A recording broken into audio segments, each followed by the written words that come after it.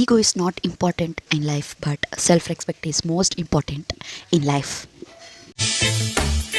ಏ ಹುಡುಗಿ ನೀನು ಬಾರಿ ಹುಡುಗಿ ಹುಡುಕಬೇಡ ಗುಡುಗುಡು ಗುಡುಗಿ ಮೇಲು ನೋಟಕ್ಕೆ ಕುಂಬಾರಂ ಕಡಿಗಿ ನಡೆಯಬೇಕು ಹಾಯ್ ಎಲ್ರಿಗೂ ನಮಸ್ಕಾರ, welcome back to our YouTube channel. I hope ಎಲ್ಲರೂ ಚೆನ್ನಾಗಿದ್ದೀರಾ ಅಂತ. ನಾನು ಕೂಡ ತುಂಬ ಚೆನ್ನಾಗಿದ್ದೀನಿ. ಈ ಬ್ಲಾಗ್ ಬಂದು ಸ್ಯಾಟರ್ಡೆ ಬ್ಲಾಗ್ ಆಗಿರುತ್ತೆ. ವಾರದ ಪೂಜೆಯೊಂದಿಗೆ ಈ ಬ್ಲಾಗ್ನ ಸ್ಟಾರ್ಟ್ ಮಾಡ್ತಾ ಇದ್ದೀನಿ. ನಮ್ಮತ್ತೆ ಇವಾಗ ತಾನೇ ಬ್ಯೂಟಿಷಿಯನ್ ಕೋರ್ಸ್ನ ಮುಗಿಸಿದ್ರು. ಸೊ ಆದ್ದರಿಂದ ನಾನು ಪೆಡಿಕ್ಯೂರ್ ಸರ್ವಿಸ್ನ ತೊಗೋತಾ ಇದ್ದೆ. ಸೊ ಚೆನ್ನಾಗಿ ಮಾಡಿದ್ರು. ಆ್ಯಂಡ್ ಈ ಪೆಡಿಕ್ಯೂರ್ ಟ್ಯೂಲ್ಸ್ ಏನು ನೋಡ್ತಿದ್ದೀರಲ್ಲ, ಇದೆಲ್ಲ ನಂದೇ ಫ್ಲಿಪ್ಕಾರ್ಟಲ್ಲಿ ಆರ್ಡ್ರ್ ಮಾಡಿದ್ದಂಥದ್ದು. ಪೆಡಿಕ್ಯೂರ್ದು ಕಿಟ್ ಏನಿತ್ತು ಅದು ಮಾತ್ರ ಅವ್ರು ತೊಗೊಂಡು ಬಂದಿದ್ದರು. ಸೊ ಅದಾದಮೇಲೆ ನಮ್ಮಮ್ಮ ಪಾಪುಗೆ ಅಂತ ಹೇಳಿ ರಾಗಿ ಸಿರಿನ ಮಾಡ್ತಾಯಿದ್ರು. ಹಾಗೆ ಪಾಪುಗೆ ಇವತ್ತು ಮಧ್ಯಾಹ್ನದೊಟ್ಟಿಗೆ ಬೇಳೆಕಟ್ಟು ತರಕಾರಿ ಎಲ್ಲ ಹಾಕಿ ತಿನ್ಸೋಣ ಅಂತ ಅಂದ್ಕೊಂಡೆ. ನೀರು ಕಮ್ಮಿ ಹಾಕಿದೆ ಅಂತ ಹೇಳಿ ಅದು ಸೀದೋಯ್ತು. ಸೊ ಅದಾದಮೇಲೆ ಮತ್ತೆ ಬೀನೀಸು, ಕ್ಯಾರೆಟು, ಆಲೂಗೆಡ್ಡೆ, ಬೇಳೆ, ಅಕ್ಕಿನ ಹಾಕಿ 4 ವಿಷಲ್ ಕೂಗಿಸ್ದೆ, ಸ್ವಲ್ಪ ನೀರು ಹಾಕಿ. ಅದಾದಮೇಲೆ ಅದನ್ನು ಸ್ವಲ್ಪ ಆಡಿಸಿ ಅದಕ್ಕೊಂಚೂರು ತುಪ್ಪನ ಆ್ಯಡ್ ಮಾಡಿ ತಿನ್ನಿಸ್ತೀನಿ. ಅದು ಸ್ವೀಟಾಗಿರೋದ್ರಿಂದ ಆ್ಯಂಡ್ ಸ್ಮೂತಾಗಿರೋದ್ರಿಂದ ಪಾಪು ಯಾವುದೇ ಥರದ ತಕರಾರು ಮಾಡದೆ ತಿಂತಾಳೆ. ಹಾಗೂ ತಿಂದು ಕೂಡ ಮುಗಿಸಿದ್ಲು. ಸೊ ಅದಾದಮೇಲೆ ಯಾಕೋ ಖಾರ ತಿನ್ನಬೇಕು ಅಂತ ಅನ್ನಿಸ್ತಿತ್ತು ಅಂತ ಹೇಳಿ ಪಪ್ಸ್ ತಿಂದೆ. ಇವಾಗ ಯಾಕೋ ತುಂಬ ಹೊಟ್ಟೆ ಹಸಿಯುತ್ತೆ. ಪ್ರೆಗ್ನೆಂಟಲ್ಲಿ ಹೇಗೆ ತಿನ್ನಬೇಕು ಅಂತ ಅನ್ನಿಸ್ತಾ ಇತ್ತು, ಅದೇ ಥರ ಅನಿಸುತ್ತೆ. ಬಿಕಾಸ್ ಈಗ ಫೀಡ್ ಮಾಡ್ತೀನಲ್ವ, ಅದರಿಂದ ಅಂತ ಅನಿಸುತ್ತೆ. ಅದಾದಮೇಲೆ ಮೀಶೋಯಿಂದ ಒಂದು ಪಾರ್ಸೆಲ್ ಬಂದಿತ್ತು, ಫ್ಲವರ್ ವಾಸ್ ಇಡೋ ಅಂಥದ್ದು. ಆ್ಯಂಡ್ ಇದ್ರ ಪ್ರೈಸ್ ಬಂದು ಅಂಡರ್ 200 ಅಂತ ಅಂದ್ಕೊಳ್ಳಿ. ಎಕ್ಸಾಕ್ಟ್ ಪ್ರೈಸ್ ಗೊತ್ತಿಲ್ಲ, ಬಟ್ ನೆಕ್ಸ್ಟು ಮೀಶೋ ಹಾಲ್ ಮಾಡಬೇಕು. ಆಲ್ಮೋಸ್ಟ್ ಲಾಟೇ ಇದೆ ಮೀಶೋ ಹಾಲ್ ಪ್ರಾಡಕ್ಟ್ಸು. ಅದು ನೆಕ್ಸ್ಟ್ ವಿಡಿಯೋ ಖಂಡಿತವಾಗ್ಲೂ ಮೀಶೋ ಹಾಲ್ ಬಂದೇ ಬರುತ್ತೆ.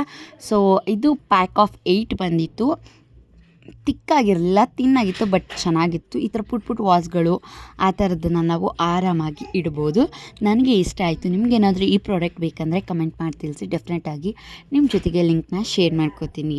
ಅದಾದಮೇಲೆ ಪಾಪುಗೆ ಅಂತ ಹೇಳಿ ಅಮ್ಮ ವಾಕರ್ನ ತೊಗೊಂಡು ಬಂದಿದ್ದರು. ಸೊ ಅದಕ್ಕೆ ಪೂಜೆ ಮಾಡ್ತಾಯಿದ್ದೆ. ನೋಡ್ತಿರ್ಬೋದು, ಯೆಲ್ಲೋ ಕಲರ್ ತಂದಿದ್ರು. ಪಾಪು ಅದನ್ನು ಮುಟ್ಟೋದಕ್ಕೆ ಓಡ್ತಾಯಿದ್ಲು. ಅಲ್ಲಿ ನಮ್ಮ ಅಕ್ಕ ಎಳ್ಕೊತಾ ಇದ್ಲು. ಅದಾದಮೇಲೆ ಪೂಜೆ ಏನಕ್ಕೆ ಮಾಡ್ತೀವಿ ಪೂಜೆನ ಅಂತ ಕೇಳೋದಾದರೆ, ಬೀಳಬಾರ್ದು ಅನ್ನೋದು ಕಾರಣಕ್ಕೋಸ್ಕರ ಫಸ್ಟು ಪೂಜೆ ಮಾಡಿ ನಾವು ಅದನ್ನು ಓಪನ್ ಮಾಡಿ ಏನು ಸೆಟ್ ಮಾಡಬೇಕಿತ್ತು ಅದನ್ನು ಅಮ್ಮ ಅಕ್ಕ ಸೆಟ್ ಮಾಡ್ತಾಯಿದ್ರು. ಸೊ ಸೆಟ್ ಮಾಡಿ ಕೂರಿಸ್ತಾ ಇದ್ವಿ. ಅದು ನೋಡಿದ್ರೆ ಸ್ವಲ್ಪ ಚಿಕ್ಕದಾಯಿತು ನಮ್ಮ ಪಾಪುಗೆ. ಆ್ಯಂಡ್ ಪಾಪು ತುಂಬ ಅಂದರೆ ತುಂಬ ಖುಷಿಪಟ್ಲು. ಅದರಿಂದ ಎದ್ದೇ ಬರ್ತಾ ಇರಲಿಲ್ಲ. ಅದು ಹೊಡ್ಕೊಂಡು ಆಟ ಆಡ್ತಾಯಿದ್ಲು.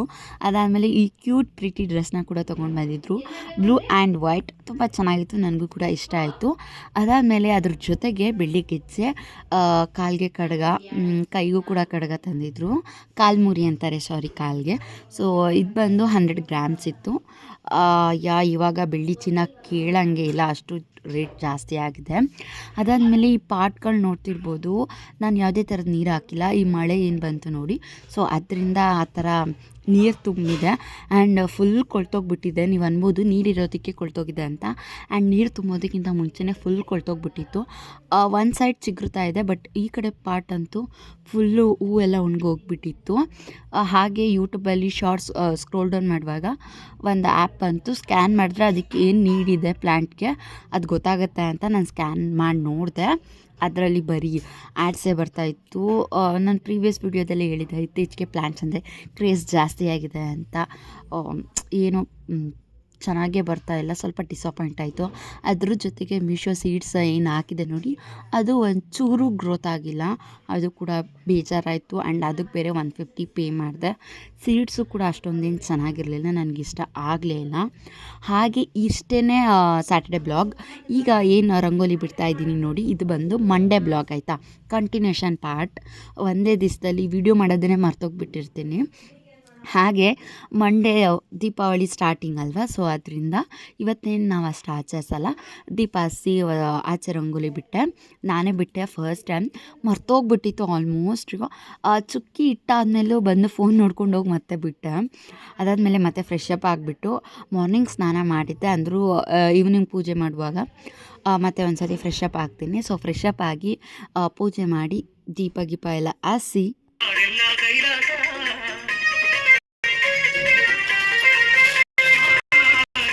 ಅದನ್ನೆಲ್ಲ ದೇವ್ರ ಮುಂದೆ ಇಟ್ಟು ಪೂಜೆ ಮಾಡಿದೆ. ಅದಾದಮೇಲೆ ನಾರ್ಮಲಾಗಿ ಹೊಸ್ಲಿಗೆ 2 ದೀಪ ಇಟ್ಟು, ಹಾಗೆ ನೀವು ಯಾವತ್ತು ನಿಮ್ಮ ಮನೇಲಿ ದೀಪಾವಳಿನ ಆಚರಿಸ್ತೀರಾ ಅನ್ನೋದನ್ನು ಕಮೆಂಟ್ ಮಾಡಿ ತಿಳಿಸಿ. ಹಾಗೆ ನಿಮಗೆ ಈ ವಿಡಿಯೋ ಇಷ್ಟ ಆಗಿದೆ ಅಂತ ನಾನು ಅನ್ಕೋತೀನಿ. ದಯವಿಟ್ಟು ಸಬ್ಸ್ಕ್ರೈಬ್ ಮಾಡೋದನ್ನು ಮರಿಬೇಡಿ. ಆ್ಯಂಡ್ ಎಲ್ರಿಗೂ ಹ್ಯಾಪಿ ದೀಪಾವಳಿ. ಇಷ್ಟು ಹೇಳ್ತಾ ಈ ಬ್ಲಾಗ್ನ ಇಲ್ಲಿಗೆ ಎಂಡ್ ಮಾಡ್ತಾ ಇದ್ದೀನಿ.